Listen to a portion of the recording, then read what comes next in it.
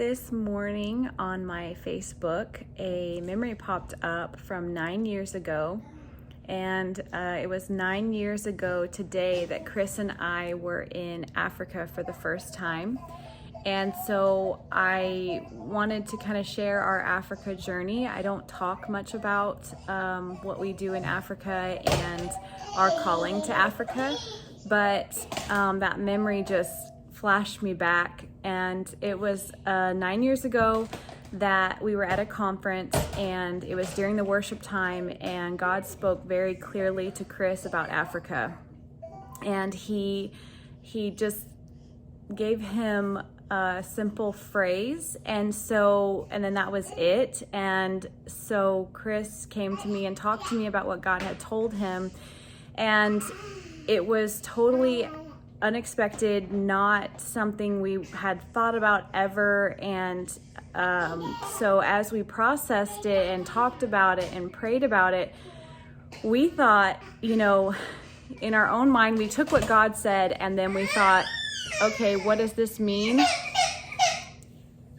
Okay, so we were trying to figure out what does this mean for us? And in our mind, if you're called to Africa, you leave everything, you just go, and you have to just trust God and live by faith and give your whole life to ministry and being a missionary, basically, to Africa. So I started selling our belongings. We had this idea that we would get down to where we had one Rubbermaid tub per person, and at that time we had 4 kids. So Chris and I and our 4 kids would each have one Rubbermaid tub, and that would have all of our personal belongings, clothes in it, and we would get on a plane and we would fly to Africa. So as I was selling things and preparing to do that, Chris booked him and I a flight to South Africa, and we just got on a plane. We had never heard anything, or we didn't know anything about Africa. We just got on a plane and we went to South Africa. We went to Johannesburg first, and then we ended up driving from Johannesburg down to Cape Town. And we were there for a week, and it was just about seeking God and seeing where we're supposed to go. What are we supposed to do? Like, God, what is going on? And that was a very emotional trip for me, because it was the first time I felt, when you go across the globe, you're on the other side of the globe from your family. It's a very, it's a feeling that I had never felt before. I felt so far from my family, and I knew that I was going to bring my kids with me, but just being that far away from the rest of my family, my parents and everything like that, was very emotional for me. And thinking that, if we give up everything and come here, will we even have money for me to travel back to see my family? If something happens, how would I get there? It's just a very far away feeling. And so I was emotional. I would be, talking to Chris and having a great conversation about our future in Africa and our ministry. And then I would just break into tears because I was emotional and just thinking about a whole new world, a whole new life. What is it going to look like? So that trip was a great trip, but it was a very emotional trip for me. So we came home from that first trip to Africa, and I kind of continued to sell our belongings and prepare. We started telling people we're called to Africa, and we think, we have to move there. And God didn't say anything else about Africa. And he started speaking to Chris in his prayer times about his business. And he started blessing our business. And it was a very confusing time, because God, you just called us to Africa, and now you're talking to us about business and blessing our business. I don't understand. Is this a test for us to see if we will leave a prospering business? And when we thought about shutting it down or selling it, we didn't have any peace about that. And so Chris kept working as we kept seeking God, and I kept preparing to just pack up and leave to go to Africa. And then during that time, and this is still 9 years ago, during that early time after God spoke to Chris, that a friend of ours was invited to go to Zimbabwe, Africa, and we asked if we could tag along because we're called to Africa. Can we come with you? We want to see, what God is saying about where we're supposed to go and what we're supposed to do. So that same year, 9 years ago, we had gone in April to South Africa. In August, we went to Zimbabwe, Africa. And that was our first time to go to Zimbabwe, Africa 9 years ago in August. And so we went there. We had a great ministry trip. That's when we met Apostle Sunday and were introduced to Ambassadors for Christ ministry in Africa. And then we came home and we were so excited to have met so many amazing people and had an awesome ministry trip.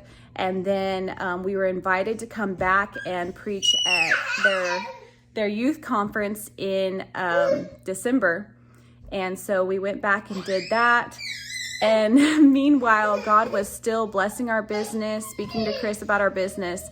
So over time, we realized that we were trying to do something that God hadn't told us to do. We were trying to sell everything and leave and go to Africa when that wasn't what he had spoken to Chris. So as we continued to just walk it out and pray and seek God, and hear from him about business and things and build the relationships that he had introduced us to, we have, evolved or grown into what it looks like, our ministry looks like in Africa right now.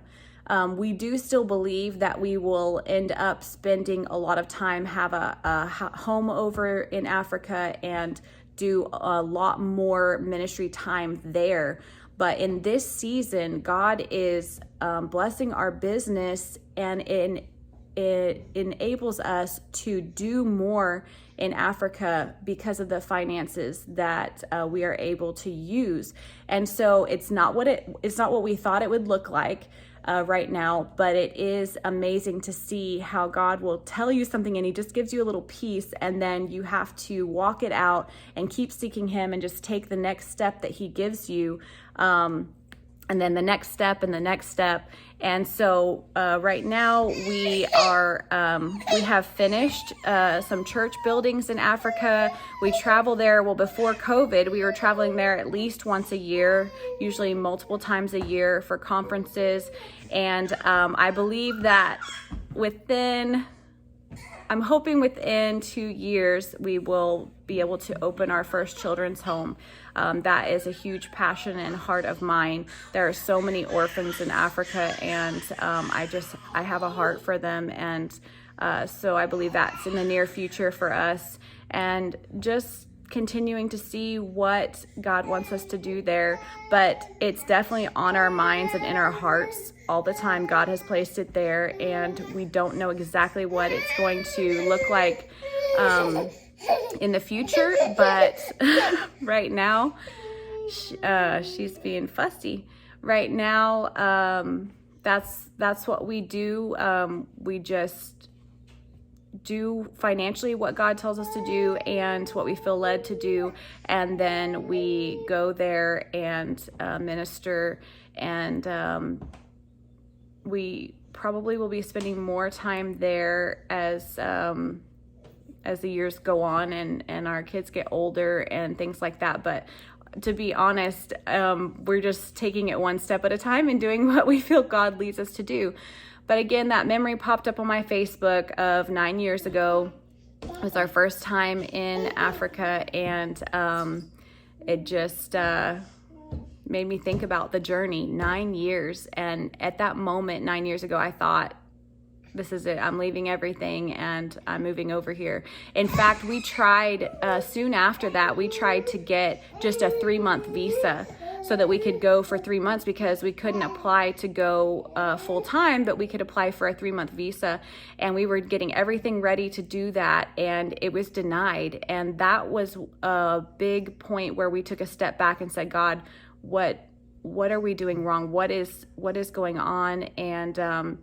and he, would speak to Chris about his business. And we're like, okay, this is confusing. But now looking back, it makes sense. We needed to know that we were called to Africa. We needed to have a heart for Africa.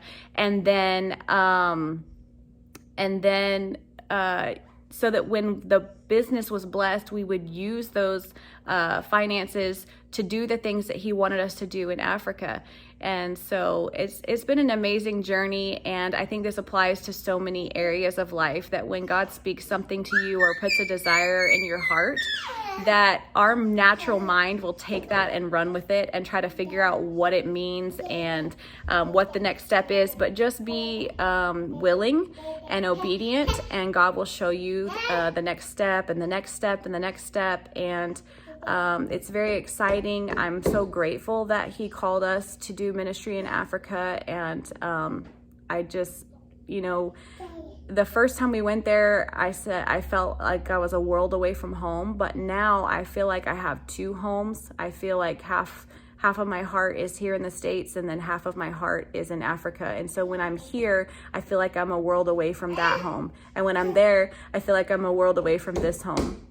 So, sorry for being so long-winded, but that's kind of what has happened with our journey to Africa. And we will continue on this journey and see where God takes us and what we do next. And we're excited for our next trip there. We don't have it scheduled with the pandemic and everything going on. This is the longest that we haven't been there since our first trip 9 years ago. So we are looking forward to when we're able to travel there again and see our friends and family, and just keep on with the work that God has us doing. But even in this pandemic, while we haven't been able to travel there, we've still continued on with the work. Church buildings have been finished, and just continuing to support the ministry there. So that's our Africa journey.